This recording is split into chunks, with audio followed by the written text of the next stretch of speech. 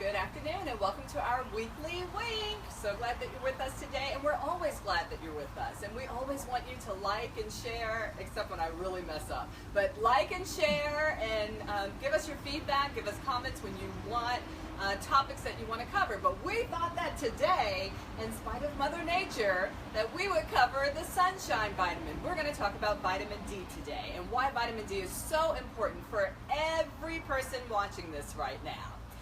First of all, we know that for folks who live here where we are in Georgia, about 80% of the population is vitamin D deficient, and that's especially prevalent from late October through March, because you can't make D through your skin from the sun during those months. Even though it's sunny outside, the angle of the sun is not good enough to help your skin activate the really most bioavailable form of vitamin D. And so getting D from other sources becomes important, and we'll talk about those other sources in a second. But I just wanted to really bring home that literally 80% of the population where we live here in Georgia is vitamin D deficient. And the further north you go, the more vitamin D deficiency you see, because that whole window of time from when you can't make it starts to get extended. So it might be further north here in the U.S. from September through April that you can't make the vitamin D. And of course, the further south you go, the closer to the equator, the greater your vitamin D making season. Now, how do we actually use vitamin D in our bodies? So first of all, you can absorb vitamin D from the foods that you're eating, and vitamin D also helps you to absorb calcium in your gut. So while you may hear a lot about calcium is so important for building strong bones, the truth of the matter is you won't be able to absorb that calcium unless you have vitamin D. So it's really vitamin D that's critical for those healthy bones. But you also make it through your skin. And the more melanin, the more pigment you have in your skin, the harder it is for you to activate D through your skin.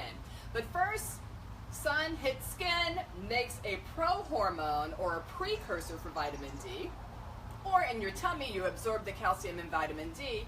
It passes through the liver where it becomes vitamin D2. Now, you may sometimes see on the shelves vitamin D2 as a supplement. That really is not the most active form of vitamin D. That's the first stage after that prohormone. What you need is another level of activation that happens in the kidneys to get to vitamin D3. And it is vitamin D3 that has biological activity in all of your tissues. And so it's kind of a no-brainer, and we'll get back to this later, but if you're going to supplement, and most of us need to do some additional supplementation, it should be with vitamin D3, not with vitamin D2. Okay, so I'm going to talk about some of the conditions that are associated with low vitamin D. Dr. Wade already touched on one of them, osteoporosis, or the importance of vitamin D in terms of calcium absorption. So this is where brittle bones comes into play. And the way I like to think of it is that vitamin D is the key that unlocks the door that allows calcium to be utilized by your body. So without that vitamin D, your body doesn't utilize the calcium that you take in, which leaves and we know that calcium is important for bone strength and bone density. So without that vitamin D, it leaves your bones potentially brittle. In fact, in patients who have, or in individuals who have low vitamin D, they actually have a 77% increased risk of having a fracture, a hip fracture specifically. So definitely for bone health, you need that vitamin D. Some of the other things that we might not necessarily think about vitamin D for, but are just as important, your immune system. One of the major cells in our immune system that attacks those viruses, those bacteria, all those foreign particles that enter into our system are called natural killer cells. Vitamin D actually helps to activate these NK cells, as we call them. So it puts them in alert mode to look out for these, what we call pathogen or foreign invaders. But then also, what I think is just as important, not only does it activate it, it actually tells your NK cells to calm down, that, hey, everything's okay, so we can relax now, we don't have to keep fighting. And that's important because we don't want our immune system to keep fighting when there's nothing there to fight. That can lead to things like autoimmune disease. Inflammation and insulin resistance. This is a big one. Vitamin D deficiency has been linked to increases in inflammation and insulin resistance. So think about conditions like type 2 diabetes, where both of those are present. Metabolic syndrome, cardiovascular disease, especially in the presence of high blood pressure. But another one, PCOS. PCOS is actually one of the primary causes of infertility in women. And vitamin D deficiency has been linked to PCOS, which brings me to infertility. One of the things that we don't think about, and one of the things that a lot of doctors overlook when you're going through fertility treatments, is the importance of vitamin D for making those eggs viable and enhancing your chances of conceiving. And actually, I read a study that showed that 93% of infertile women actually are vitamin D deficient. It's been shown, well supported, that making sure you have adequate vitamin D increases your chances of conceiving when going through in vitro fertilization, or IVF. So it's very important, if you're a woman who's trying to conceive, make sure that you have adequate vitamin D status. Cancer, this is a big one. Vitamin D actually helps regulate cell growth, which is very important throughout our body. I mean, when we're developing skin, we need vitamin D to help regulate that skin growth, or the cell growth, digestive system. But there's some other areas where you want that regulation, where you don't want enhanced cellular dividing and growth, and that's in cases of cancer, where those cells are rapidly dividing. So the three most common cancers that we see supported in research in terms of vitamin D is breast cancer, colon cancer, and prostate cancer. And vitamin D has actually been shown to be protective against all three of those cancers. They're looking into other cancers now in terms of the role that vitamin D plays. Now, specifically with breast cancer, in women who have adequate vitamin D status and at a level of 40, which we'll get to those levels in just a second, that actually conveys, I think it's around a 30 to 33% decreased risk of developing breast cancer if you have a level of 40 vitamin D. Muscle pain and muscle growth, so just pain in general, vitamin D deficiency has been associated with generalized chronic pain. One thing that they've seen is actually improvements in muscle strength and muscle growth with adequate vitamin D status. And one interesting correlation that I found is that in men who have low testosterone, in a significant number of those men, they actually found low vitamin D status. And when they enhanced their vitamin D levels, or took their vitamin D levels back up to normal, they found that their testosterone levels normalized as well. So we know that testosterone is important in muscle strength and muscle growth. It's important not only for men, but for women as well. So a lot of conditions, it's only really scratching the surface of the research that's being done in terms of vitamin D support. Yeah, there's even an entire research institute that's dedicated to testing and gathering information about vitamin D.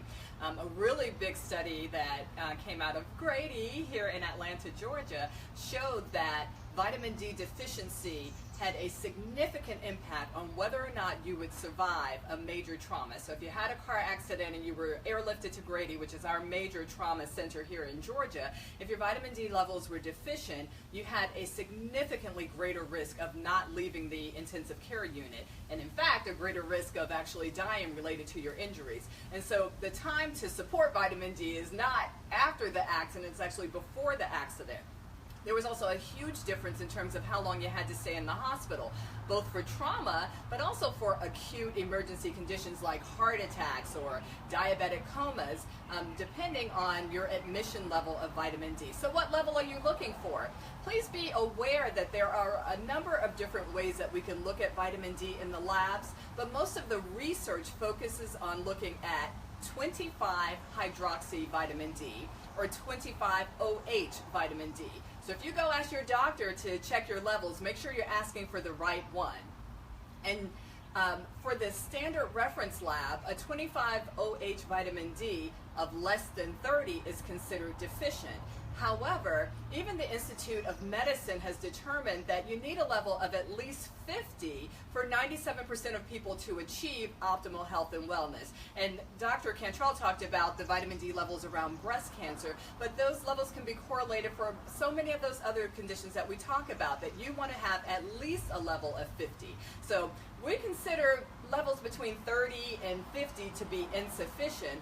And if you have something like an autoimmune disease or osteoporosis or certain types of cancer, we may actually be shooting for levels even higher, especially in autoimmunity, really levels that are closer to the 70 to 100 range. So remember, the test that you want is 25-OH vitamin D, and you want your level to be at least 50. All right, so how much vitamin D should you be getting each day from all sources, food, sunlight, supplements? Well, the Institute of Medicine recommends that you achieve between 600 to 800 international units. The Endocrine Society actually bumps that up to between 1,500 and 2,000 international units a day.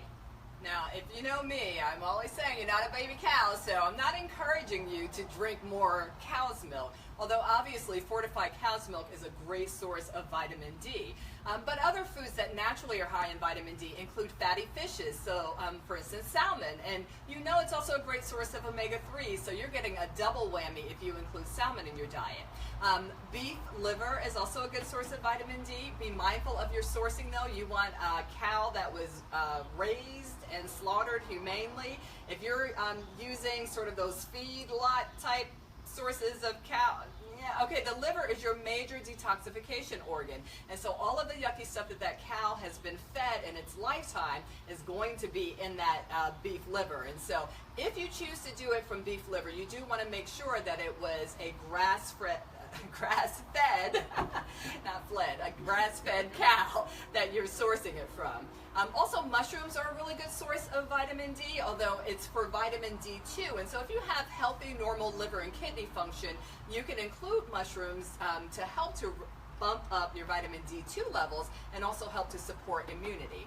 Egg yolks are a great source of vitamin D, and contrary to all that you heard for probably 20 years about egg yolks being the enemy when it comes to cholesterol, the truth of the matter is you can safely have an egg yolk a day on average of 7 yolks per week and not have a huge impact on your cholesterol levels. So eat your vitamin D rich foods, but if you're not going to eat beef liver every day, and let's face it, I'm not going to do that, and if you're not eating fish every day, and I'm probably not going to do that, the one way that so many of us can easily get vitamin D is by getting outside and getting some sunshine.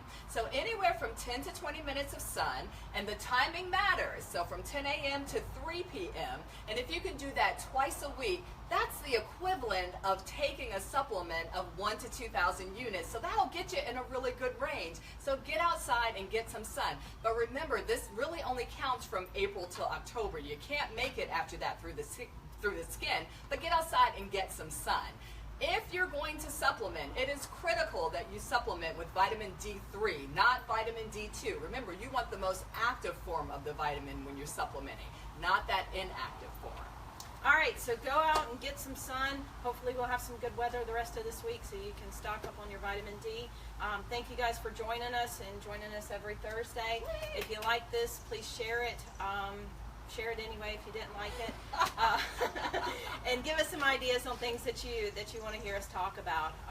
So thank you guys for listening.